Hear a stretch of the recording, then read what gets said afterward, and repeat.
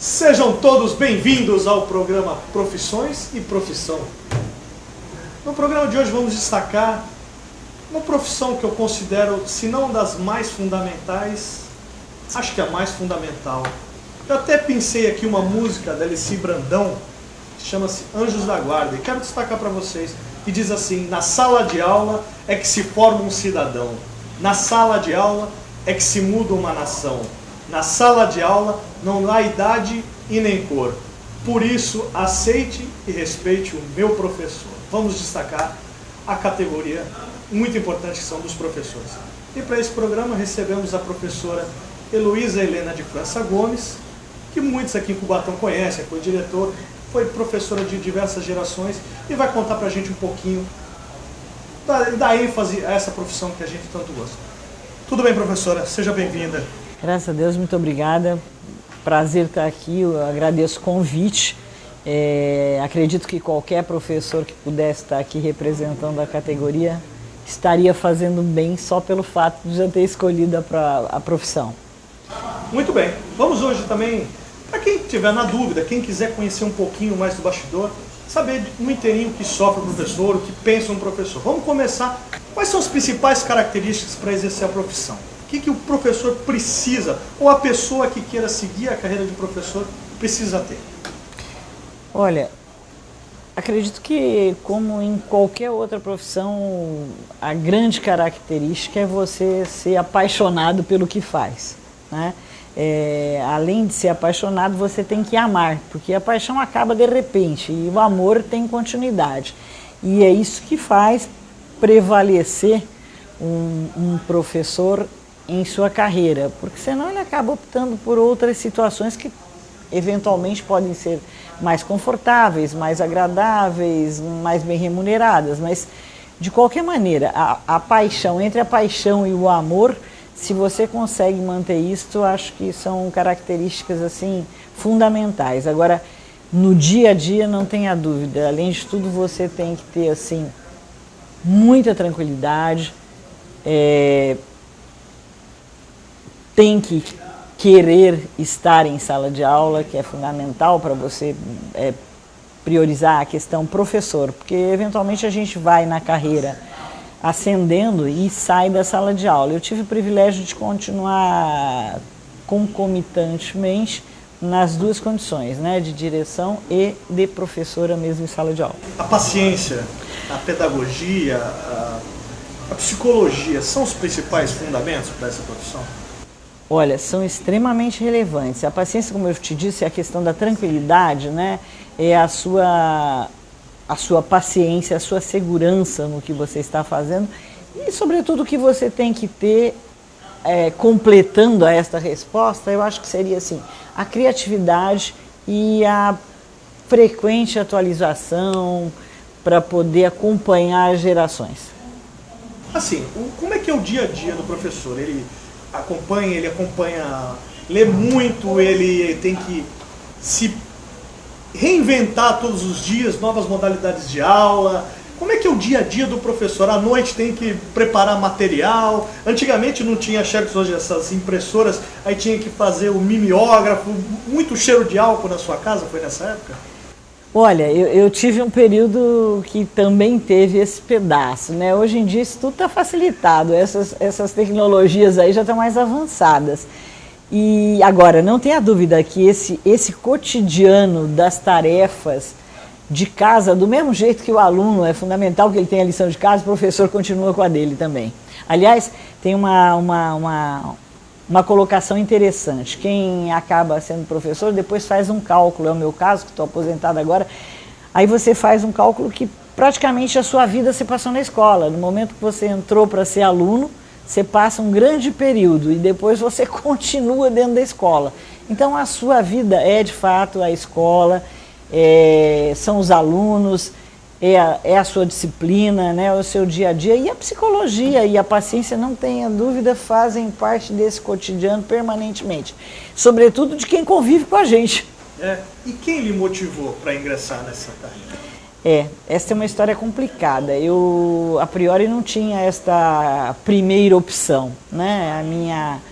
a minha primeira tendência era arquitetura. Eu tenho alguma facilidade para desenho e tal, então a minha vontade era ser arquiteta. Prestei vestibular, minto, não prestei este vestibular porque estávamos viajando, e quando voltei havia alguns vestibulares em filosofia, prestei geografia, ganhei uma bolsa, fiquei emocionada, 17 anos entrando em faculdade, vou fazer.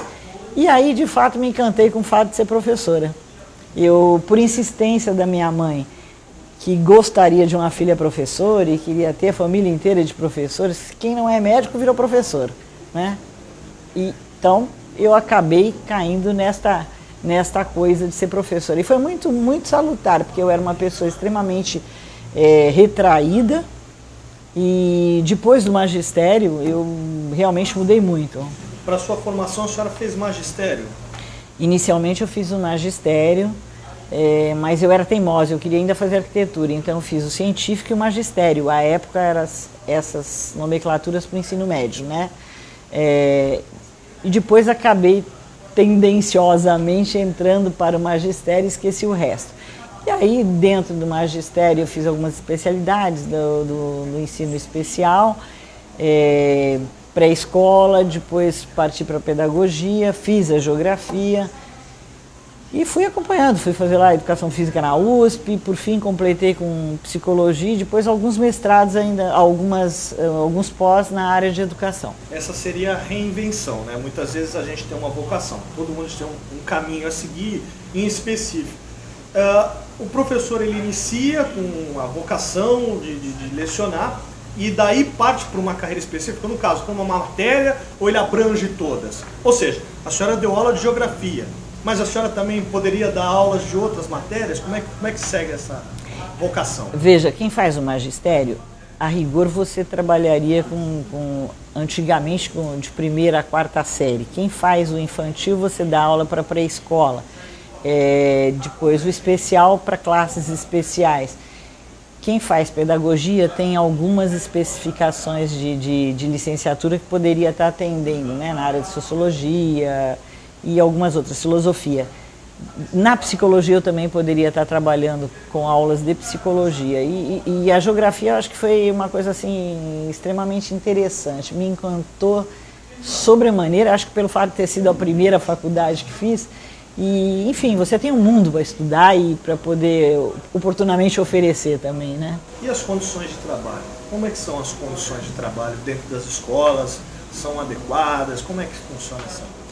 Olha, fisicamente as escolas ainda deixam a desejar, não na questão de equipamento, mas na questão física da escola. É muito difícil uma escola ser projetada para ser uma escola. As particulares, então, praticamente inexiste, né? Elas começam se adequando a um espaço físico comum para depois oportunamente evoluir para um prédio definido como escola.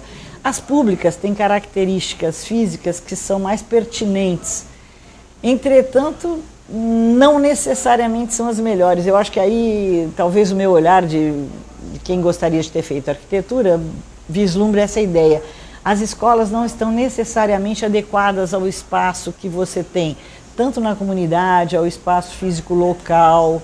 Eu tive o privilégio de trabalhar em uma escola em Santo André que eu achei totalmente enquadrada para o espaço físico geográfico, né? Era uma escola incrustada no morro e que facilitava muito aquele em torno do morro, fazia com que lá embaixo fosse a parte de pátio. Então o inspetor conseguia dominar a escola inteira em termos de cuidados. Daí eu digo que os prédios ocasionalmente ainda estão defasados em relação ao que poderiam ter. Muitas escolas estão sucateadas, os laboratórios não existem, as salas de informática estão ainda deficitárias, porque quando entra com problema elas depois não tem como fazer manutenção. Mas assim, o conjunto que a gente espera é professor-aluno, né? Esta é a coisa que de fato tem que funcionar. Então o professor é fundamental como referência para um trabalho de educação. Já que a senhora citou uma semelhança entre ensino público e ensino privado, sempre dizem, é uma máxima, que os alunos do ensino privado têm maior preparação para as profissões do que do ensino público. A senhora vê diferença entre ambos? Olha, ou uma grande diferença? Não vejo grande diferença. Eu tenho a sensação que isso é mais assim, mito do que verdade. Eu tive a oportunidade de trabalhar aqui em Cubatão, me aposentei agora há pouquíssimo tempo, mas tive também a felicidade de ver meus alunos se transformarem em professores de geografia. Num determinado período, os alunos do dia, que entre aspas seriam mais tranquilos, né, do que os do noturno, que tinham uma vida já ativa como trabalhadores, prestarem a federal. 9 dos nossos à noite passaram e dos 15 do dia só um passou. Então eu acho que depende realmente da vontade, né? A educação acho que está fundamentada na questão da necessidade e do interesse. Quando você de alguma maneira consegue passar esse interesse, seja na escola pública ou na particular, o aluno vai per si. Existe hoje uma modalidade que é aplicada chamada progressão continuada. Esse é muito praticado pelo ensino público do governo do estado. Qual é a sua opinião sobre a progressão continuada? Olha, vamos entender o seguinte, a progressão continuada, ela seria salutar se os professores também estivessem adequados a esta condição, as escolas também, e a gente não tivesse outras cobranças para algumas situações, tipo, eu tenho que aprovar tantos alunos, então eu não posso ficar com mais delongas, porque tempo é dinheiro, e a gente também tem essa referência em educação. Eu não posso ter um aluno que fique 2, 3 anos numa única condição, né? Isso tudo tem um custo elevado e é um cuidado que a gente tem que ter. Agora, a progressão continuada em termos de aprendizagem, a rigor ela existe permanentemente. O que ocorre é que as pessoas ficam entendendo que você vai deixar o cara lá o tempo todo, sem fazer nada, até que o cidadão resolva ter um insight. E não é uma verdade. O tempo todo você tem que estar estimulando para que o aluno possa já apresentar melhorias e tentar equacionar situações que ele crie melhoras para ele mesmo. E aí essa progressão virá naturalmente, né? Nós fizemos algumas alterações na minha última situação de professora e depois de supervisão, diretora, num sistema de ensino que voltou algumas coisas, inclusive a cobrança de notas e tal, que você não fica com tanta demora. Fica claro para o pai, para o aluno, quanto ele tem, quanto mede e o que ele precisa chegar, né? Eu entendo que a progressão continuada, ela ocorre naturalmente pelo conhecimento. Agora, não dá para o professor ficar esperando o aluno. Você tem que estimular. Muitas vezes você acompanha o desenvolvimento, né, do próprio aluno.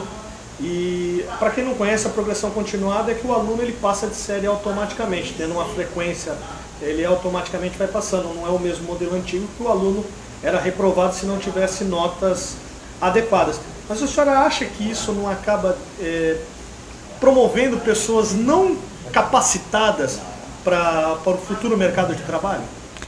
Veja, é que para valer durante este ano, que você entende aí como o cidadão vai ser aprovado de qualquer maneira, você está dando mais um tempo para ele, mas para valer você, ao longo deste ano, vai oferecendo outros mecanismos que não só uma aula, para que este aluno possa estar tendo outras referências de conhecimento, de maneira que ele venha a ter um insight. Essa é a expectativa da gente, que ao término do ano, ainda que ele não saiba tudo, ele possa estar maduro o suficiente para receber o restante das informações. Porque era muito triste.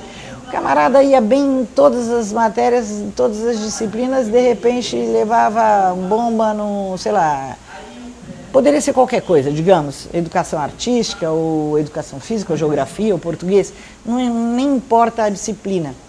Aí o cara fazia tudo de novo. Então, esta coisa de você dar uma continuidade é interessante. O que você faz é um resgate do conhecimento do cidadão. E acho que esse enfoque é interessante. Não dá para aprovar incondicionalmente. né? Não é qualquer um vai passar, não. Isso não existe. Não pode acontecer. O aluno tem que ser cobrado o tempo todo de tarefas que possam lhe permitir este avanço. Já que a gente está falando de programas, existe um programa chamado EJA, que é o Ensino Jovem e o Adolescente. É um programa que pega as pessoas, é o famoso o antigo supletivo, né? Que acabava complementando as pessoas que não tiveram a oportunidade de estudar. O que a senhora acha que de fundamental o EJA tem para proporcionar? Olha, a minha vida inteira de Cubatão foi em EJA. Eu sempre trabalhei no noturno, dando aulas de geografia com EJA. O que eu via e ainda vejo com dificuldade é a questão da frequência. Ela deveria ser uma frequência flexível, porque o aluno que está trabalhando durante o dia, não é todo dia ou toda noite que ele vai à aula que ele está disposto àquilo tudo. Então ele tem que ter alguns mecanismos e alguma flexibilidade, sobretudo na frequência, para que ele possa se desenvolver de fato. Ele tem que ter um vão, né? Quando a gente fala em progressão continuada, se a gente fosse avaliar nesse aspecto, essa modalidade de ensino seria interessante, porque ela é uma continuidade, ela dá uma progressão continuada. O aluno não está sendo promovido ocasionalmente, ele faz uma progressão de fato de conhecimento, mas ele esbarra na questão frequência, e isso é uma coisa que precisaria ser revista urgentemente. Agora, esses modelos de educação à distância ocasionalmente favorecem, mas de maneira geral, esta modalidade, quando limitada ao município, e o Estado já faz diferente, mas alguns municípios ainda mantêm essa rigorosidade de frequência que atrapalha e desestimula um pouco os alunos. Hoje o programa do governo atual fala em pátria educadora. O Brasil é uma pátria educadora. A senhora acha que de fato o Brasil é uma pátria educadora? Olha, se a gente pensar que a vida educa, eu diria que o Brasil é uma pátria educadora, porque de verdade a gente acompanha aí que algumas ações não são tão pertinentes ao que se pode chamar de uma pátria educadora. Por outra, o dia a dia faz com que as pessoas corram atrás do conhecimento, né? Mas não, eu reconheço que o governo não favorece em tudo esta questão. Não dá para ter isso. Com esses desandes de Enem e de verbas fiéis, o que a gente pode dizer que não é exatamente tão educadora no sentido de favorecer a todos. A escola forma cidadão? Não tenha dúvida, não tenha dúvida, mas ela não está sozinha. É fundamental para que se forme o cidadão a parceria com a família. Vou perguntar para a senhora, normalmente nós temos sempre um professor que marca as nossas vidas. Eu gostaria que a senhora citasse um professor que a senhora tem na sua memória como referência, e se a senhora teve algum aluno em especial durante esse período. Aluno especial eu tive todos. Todos. Todos são especiais. Eu vejo que a senhora é amplamente reconhecida por todos os lugares, marcou a vida de muitas pessoas. Você acha que marcou de fato também a vida das pessoas? E eles a minha. E eles a minha. E é interessante, eu sempre falo quando encontro com os alunos o seguinte: ou você era muito bom, ou você era muito atentado. Porque esses, então, a gente não esquece de jeito nenhum. E o mesmo eu meço para o professor, né? Ou ele é muito bom, ou ele é muito atentado também, porque eu marco a vida deles todos. Agora, em relação ao professor, eu acho que todos os meus professores foram ímpares, mas um em especial foi marcante. Professor Norman Kerr. Ele é professor de geografia, era holandês, e acho que me fez encantar com a geografia. Que maravilha, que ótimo. É aí que a gente vê quanta gente marca e esse seu sentimento. Gente, nesse primeiro bloco nós conversamos aqui com a professora Heloísa Helena de França Gomes, foi diretora no Lincoln, né, no Lorena. Acho que grande parte da população de Cubatão já conhece a professora Heloísa. E no segundo bloco nós vamos conversar com a professora Simone Garbim, daqui a pouquinho nós voltamos, mas muito obrigado, professora Heloísa. Eu é que tenho que agradecer pela oportunidade e, sobretudo, em nome dos professores. Eu acho que é bom quando a gente é lembrada, né? E todo professor deve ser lembrado todo dia.